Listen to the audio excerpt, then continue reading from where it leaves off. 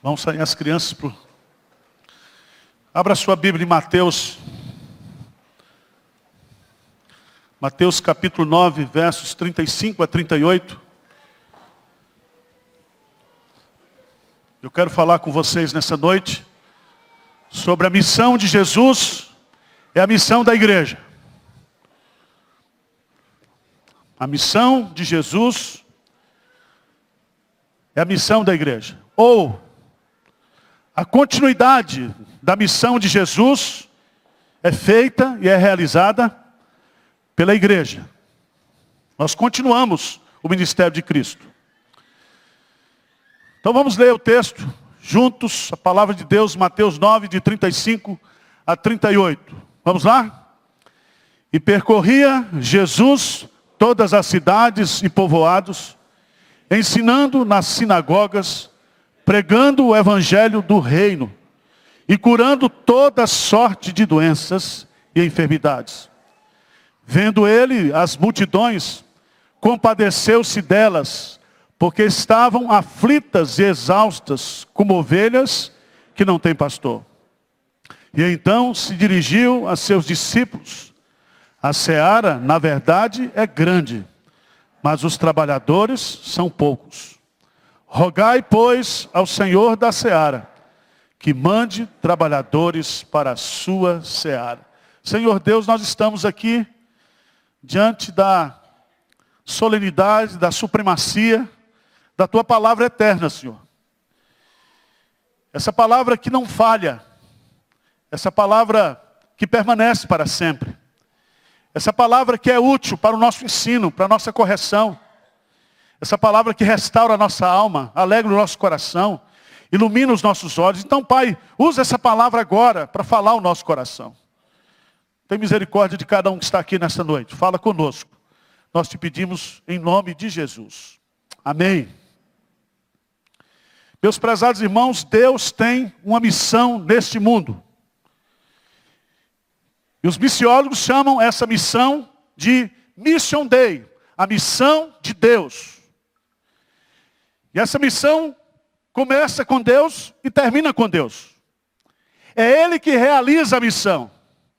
E Jesus Cristo lá, no Evangelho de João, Ele diz para os seus discípulos: assim como o Pai me enviou, eu também vos envio.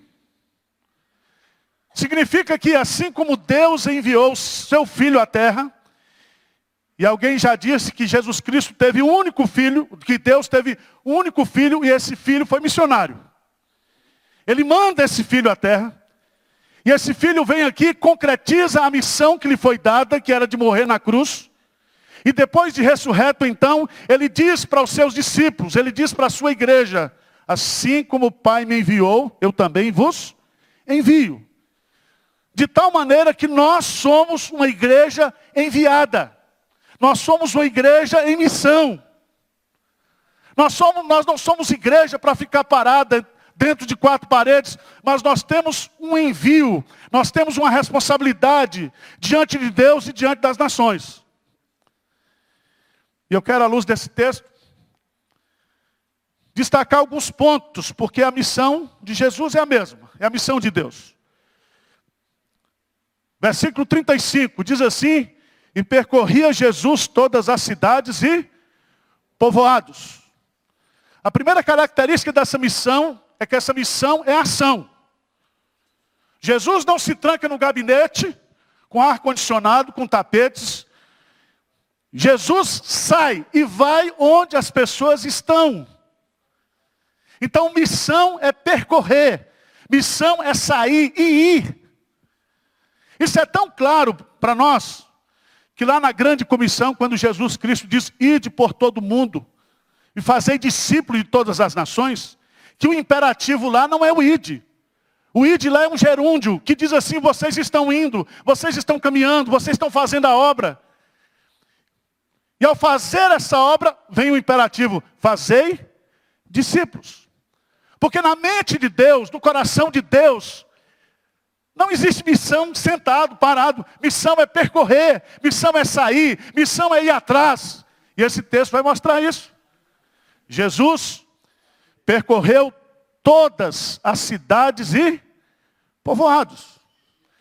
E é tão interessante aqui esse texto, porque Jesus aqui, ele não é um missiólogo contemporâneo de missões urbanas, que seleciona as cidades mais importantes, mais estratégicas. Não tem nada disso com Jesus.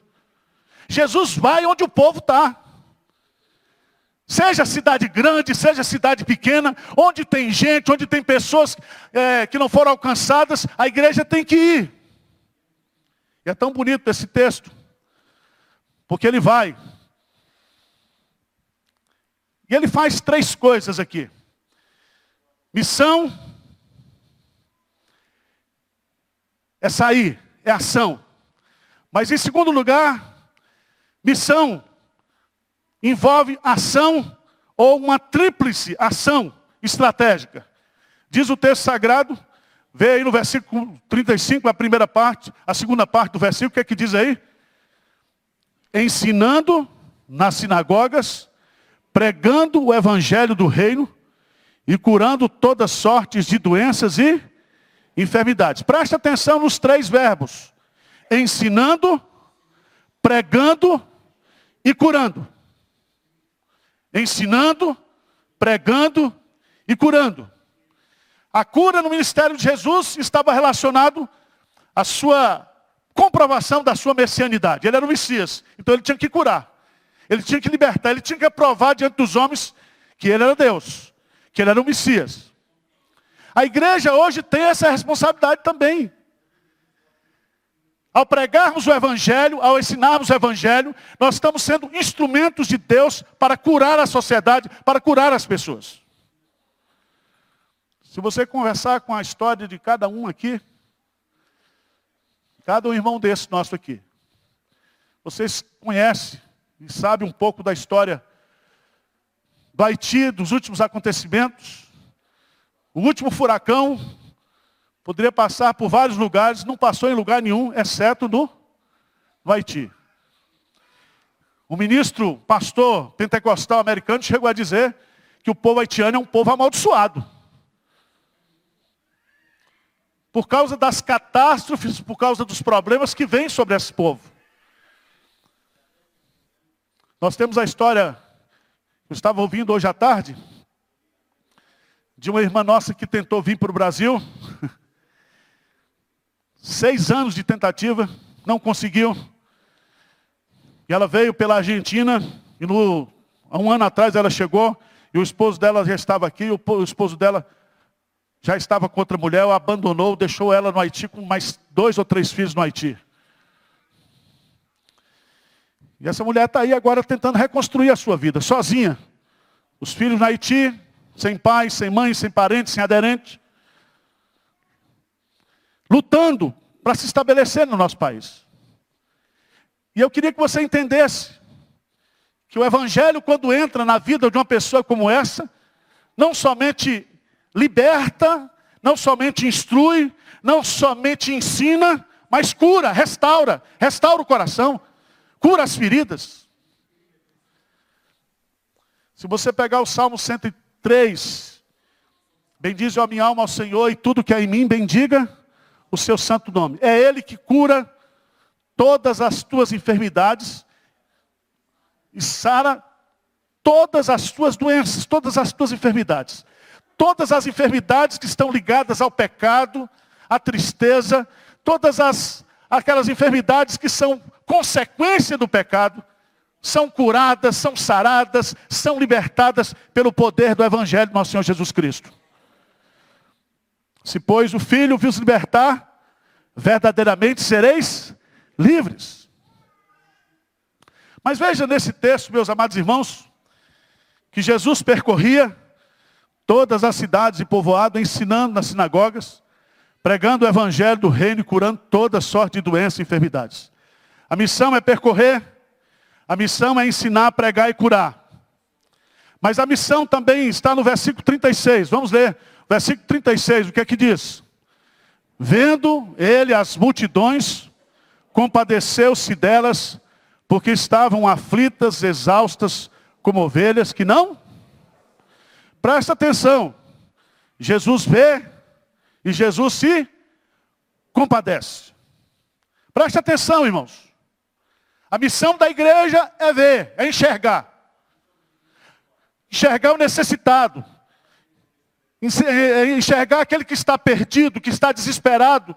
Enxergar essas ovelhas aflitas que estão sendo iludidas pelo esse falso evangelho, pelo espiritismo, por tantas seitas heréticas que estão aí destruindo, cegando, trazendo infelicidade para a vida das pessoas. A igreja, para fazer missão, para entender o que é missão, ela precisa ver e ela precisa o quê? Sentir. Sentir. Diz o texto sagrado que Jesus não somente viu, mas compadeceu-se. E a palavra compaixão aqui é uma palavra tão forte que fala daquele sentimento mais profundo que um ser humano, que uma alma humana possa sentir pela desgraça do outro, pela necessidade do outro.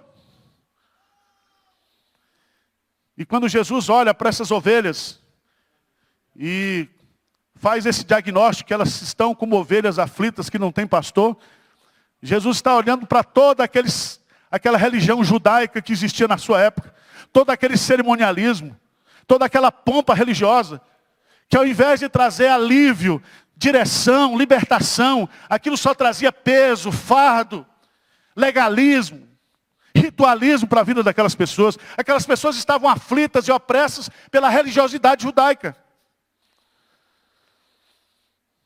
Mas veja no texto, que Jesus então se dirige aos seus discípulos e faz uma afirmação. Jesus diz assim: a seara, na verdade, é grande, mas os trabalhadores, o que são? Poucos. São poucos. E aqui, quando a gente lê esse texto, a gente sempre pensa em missionário. Né? Pessoas especialmente vocacionadas para fazer missão transcultural. Senhor, mande obreiros para a tua seara, mas que não seja eu. Mande obreiros para a tua seara. Eu não sou obreiro. Quer dizer, ninguém aqui é obreiro. Nós estamos orando aqui, vamos orar hoje à noite, no final dessa mensagem, para que Deus mande obreiro. E quando você for orar aqui, sempre você está orando, Senhor, mande obreiro. Mas não eu. Me erra, Senhor. Mas veja o que Jesus está colocando. Ele diz, a seara é grande. A seara é grande. Aqui é uma avaliação de Jesus. Porque Jesus sabe que a igreja que ele comprou com seu próprio sangue, tem gente de todas as tribos, de todas as línguas e de todas as nações. E que ele não virá a segunda vez se o evangelho do reino não for pregado a todas as nações. Então é um trabalho grandioso. Nós temos uma seara, um campo missionário gigantesco diante de nós para fazermos a obra de Deus. E é tão interessante esse texto, porque ele vai fazer uma colocação, e eu fiquei meditando nessa colocação, como é que entende isso? Né? Ele diz assim, veja que coisa interessante. Então se dirigiu a seus discípulos, a seara na verdade é grande, mas os trabalhadores são poucos. Rogai, pois, ao Senhor da seara que mande trabalhadores para a sua seara. A palavra seara aqui, ela é descrita pelos comentaristas como uma seara que está pronta para ser colhida. Não é uma seara que vai demorar 2 ou 3 meses. Jesus diz que no calendário nosso, né, falta algum tempo para a seara, mas os campos já branquejam para a ceifa. Preste atenção, do ponto de vista da nossa teologia reformada, nós cremos que a salvação se fundamenta na eleição de Deus. A eleição de Deus, ela se aplica na vida do eleito, porque Jesus Cristo fez a expiação limitada. Os eleitos já foram comprados pelo sangue do Cordeiro. O trabalho da igreja é simplesmente ir e colher esses frutos que já foram eleitos e comprados. A seara já está pronta. É só colher. É só colher. Meus amados irmãos, Conde Zinzendorf, o líder dos moravianos, ele tinha um lema, ele dizia: nós temos que evangelizar, nós temos que fazer missões, nós temos que ir atrás dos perdidos, e nós temos que conquistar para o Cordeiro de Deus todos aqueles que já foram comprados pelo seu sangue. Todos aqueles. E aqui vem um desafio para mim e para você. Eu estou comprometido com essa missão. Eu estou preocupado com isso. Essa agenda de Deus faz parte da minha vida. Eu sou um crente missionário. Eu sou um crente que estou preocupado com essas ovelhas aflitas que estão ao meu redor. Essa é a missão, essa é a minha agenda, essa é a minha prioridade.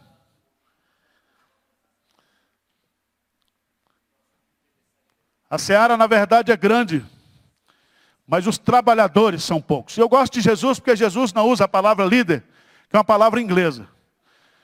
A palavra trabalhadores aqui é uma palavra no grego que significa aquela pessoa que faz o trabalho pesado, árduo. Árduo. É o trabalho de peão mesmo. É aquele serviço que ninguém quer fazer. É por isso, meus amados irmãos, que na igreja ninguém quer se envolver com missões. Envolver-se com esses haitianos é bronca séria. Nós temos algumas aqui, tem uma irmã que está grávida, de 9 meses, e dia 6 vai fazer a cirurgia cesariana dela. Mas tem que levar, tem que comprar fralda, tem que ir lá marcar a consulta. O obreiro tem que fazer tudo isso. Irmãos, ser crente, se a gente for levar ao pé da letra, como Jesus coloca aqui, ser trabalhador da seara de Deus, dá trabalho. Às vezes eu fico vendo aqui na igreja, o povo reclamando que tem que vir 8h30 e ficar para o culto das 11. Com ar-condicionado, com tudo aqui. Parece um sacrilégio. Parece uma penitência. Irmãos, nós temos que trabalhar. Jesus está dizendo aqui que a missão, ela está pronta para ser realizada. Os frutos estão prontos para ser colhidos. E eu e você somos os trabalhadores dessa seara. E quando ele fala, rogai, pois, ao Senhor da seara que mande trabalhadores para a sua seara, ele está aqui dentro da perspectiva que nós temos que orar, pedindo a Deus pessoas convertidas para fazer a obra. Não está pedindo pastor aqui não, não está pedindo missionário transcultural aqui não, está pedindo gente crente. Porque é gente crente que faz a missão. Nós temos muita gente que é teólogo, muita gente que é missionário e que não tem compromisso com a obra de Deus. Não tem um coração missionário. Então eu quero, nesta noite, terminar essa mensagem, convidando a igreja para a gente orar, para que Deus mande trabalhadores para a sua seara. E que esse trabalhador que ele mande, seja eu. Seja eu. Veja que no versículo 1 do capítulo 10, diz assim: tendo chamado os seus 12 discípulos, deu-lhe Jesus a autoridade sobre espíritos imundos para os expelir, para curar toda sorte de enfermidade. Ora, os nomes dos 12 apóstolos são estes. Presta atenção, Jesus não erra nome. Ele não erra pessoas. Ele pede para que a gente ore, mas ele mesmo que é quem levanta os trabalhadores para a sua seara. Vamos orar? Vamos colocar nossa vida diante de Deus? Queria que Mateus tocasse uma música aqui. Eu queria que nós fizéssemos as duplas de oração e que toda a igreja orasse agora para que Deus mande trabalhadores para a sua seara. Nós estamos lutando. Esse campo missionário precisa de gente para ir lá todo domingo trabalhar com esse pessoal. Precisamos de obreiros para ajudar nas diversas congregações. Irmãos, há um trabalho para ser feito. Vamos lá? Vamos ajoelhar na presença de Deus, a começar pelos presbíteros aqui. Vamos derramar o nosso coração na presença do Senhor.